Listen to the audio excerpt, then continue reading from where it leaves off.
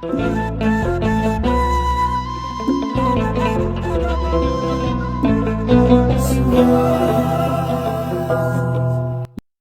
አብ ወወልድ ወመንፈስ ቅዱስ አሐዱ አምላክ አሜን። ሰላም ጤና ይስጥልን። የክርስቶስ ጸጋና ሰላም ይብዛላችሁ። እንደምን ቆያችሁ? እንዴት አላችሁ?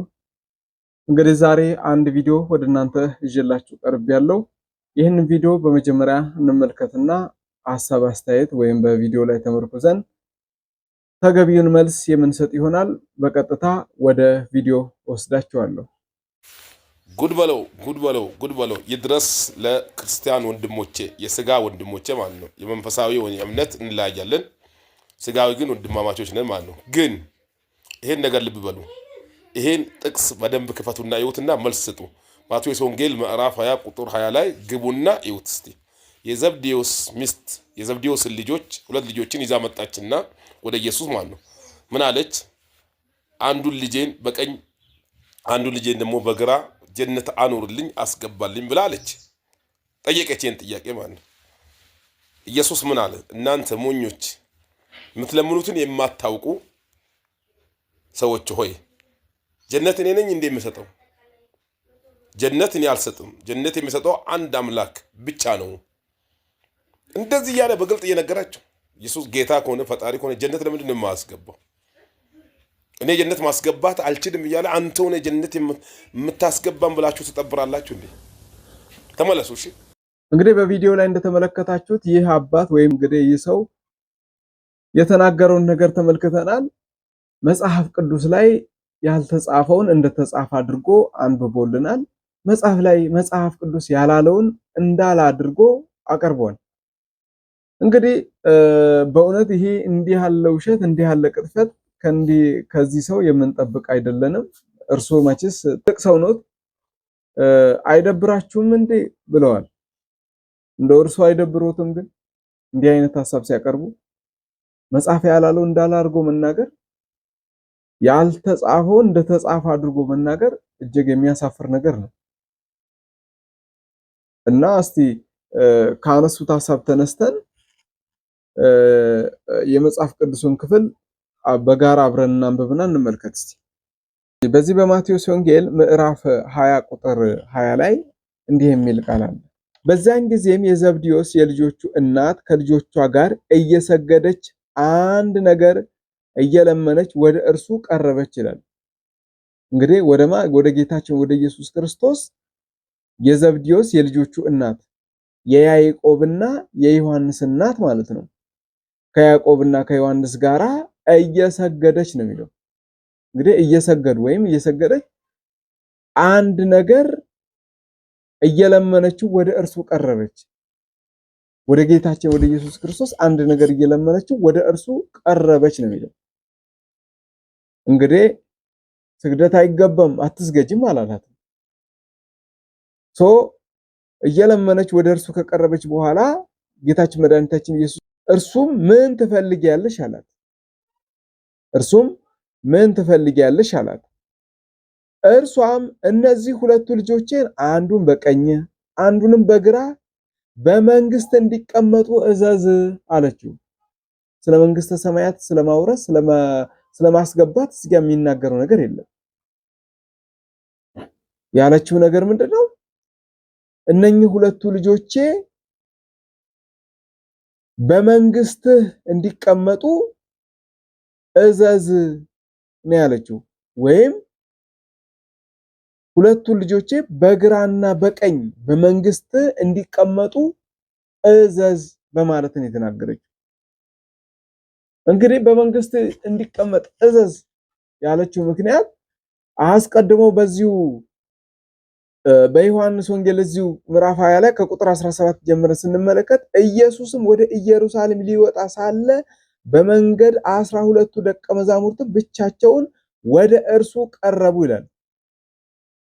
12ቱ ደቀ መዛሙርት ወደ እርሱ ቀረቡ። እነሆ ወደ ኢየሩሳሌም እንወጣለን፣ የሰው ልጅም አላቸው። እነሆ ወደ ኢየሩሳሌም እንወጣለን፣ የሰው ልጅም ለካህናት አለቆች ለጻፎችም ይሰጣል፣ ይሞታል፣ ፍርድም ይፈረድበታል፣ ለጸሐፎችም ይሰጣል፣ ፍርድም ይፈረድበታል፣ ሊዘባበቱበትም፣ ሊገርፉትም፣ ሊሰቀልም፣ ለአሕዛብም አሳልፎ ሊሰጥ በሶስተኛውም ቀን ይነሳል አላቸው። አስተውሉ ክርስቲያን፣ በሶስተኛውም ቀን ይነሳል።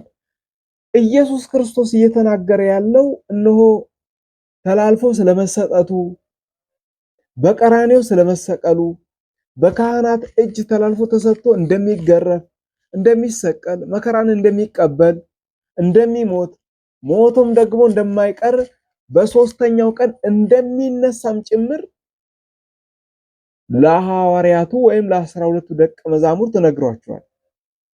ነገር ግን እዚህ ጋር የዘብዴዎስ የልጆቹ እናትና ልጆቹ ግን እነሆ ክርስቶስ የነገራቸው ስለ ትንሣኤው ስለሞቱ እንደሆነ አልገባቸውም ነበር። ስለዚህ አንዱን በግራ አንዱን በቀኝ አቁምልኝ እያለች ወይም በመንግስት እንዲቀመጡ እዘዝ እያለች ለመነችው። ወደ ኢየሩሳሌም እንወጣለን ሲላቸው እነሱ በኢየሩሳሌም ይነግሳል ብለው ነው ያሰቡትና በመንግስቱ በዙፋኑ ግራና ቀኝ እንዲቀመጡ ነው የተመኘችው። እናታቸው የተመኘችው በመንግስቱ ቀኝ እንዲቀመጥ ነው። ሁለቱ ልጆቹን አንዱን በግራ አንዱን በቀኝ እንዲቀመጥላት ነው የተመኘችውና ወይም የጠየቀችው የለመነችው። ነገር ግን እርሷ ሳታውቅ እየለመነች ያለችው ለልጆቿ ሞት ነበርና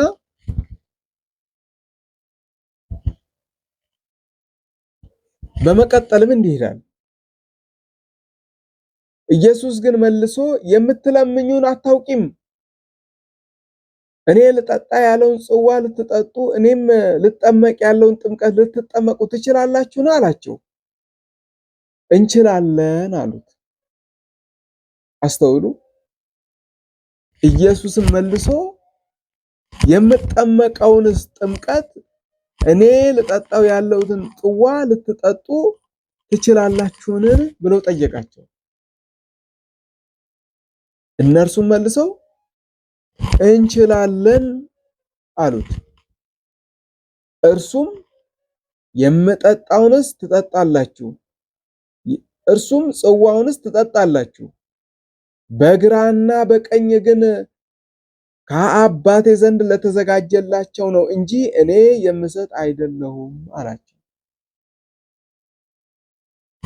እርሱም ጽዋውን ትጠጣላችሁ በግራና በቀኝ፣ አስተውሉ፣ በግራና በቀኝ ከአባቴ ዘንድ ለተዘጋጀላቸው ነው እንጂ እኔ የምሰጥ አይደለሁም አላቸው። ስለዚህ ምን እያላቸው ነው ብንል እኔ የምጠጣውን ጽዋ ትጠጣላችሁ ሲል ከክርስቶስ ጋር የሚደርስበትን መከራውን ልትቀበሉ ትችላላችሁ። የሚደርስበትን ሞት ወይም እያንዳንዱን የስቃዩን ነገር ልትቀበሉ፣ ልትጠጡ፣ ልትጠመቁ ትችላላችሁ። ነገር ግን በግራና በቀኝ ሊቀመጡ ፊያታዊ ዜማና ፊያታዊ ዘጸጋም ወይም ጥጦስና ዳርከስ የተባሉት ሁለቱ ወንበዴዎች ናቸው። ስለዚህም ነው የልጆቹ እናት የምትለምኘውን አታውቂም ተብላ የተገሰጸችበት ምክንያቱ ይሄ ነው። እርሱ ወደ ኢየሩሳሌም እንወጣለን ሲል በኢየሩሳሌም ይነግሳል ብላ በንግስናው ግራና ቀኝ እንዲቀመጥ ነው የፈለገች የነበረው። ነገር ግን ሳታውቅ ለልጆቿ ሞት እየለመነች ነበርና በቀራንዮ እንዲሰቀሉ እየለመነች ነበር። ስለዚህ ነው አንቺ ሴት የምትለምኘውን አታውቂም የተባለችበት ምክንያት ማለት ነው። እና ይሄን ይመስላል። ከዚህ መልካም ቁም ነገር እንደያዛችሁ ተስፋ እናደርጋለን። ዛሬ በዚህ ይብቃን፣ ይቆየን።